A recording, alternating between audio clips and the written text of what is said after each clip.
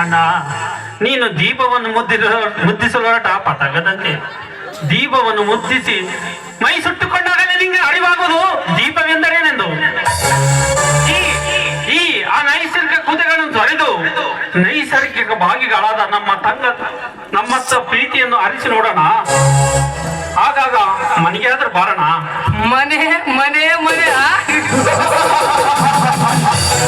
ಮನೆ ಮನೆ ಅಂತ ಏಕೆ ಬಡದಾಡುವ ಚಂದ್ರು? ಮನೆಯಲ್ಲಿ ಇರುವುದಾದರೇನು ಅದೇ ಹಿಡಿ ಹಿಟ್ಟಿಗಾಗಿ ಬೀಳುವ ಕಣ್ಣೀರು ತಾನೆ.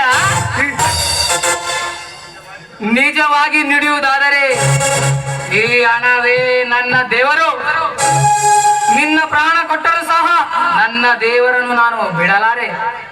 ನಾ ಹೋಗುವೆ.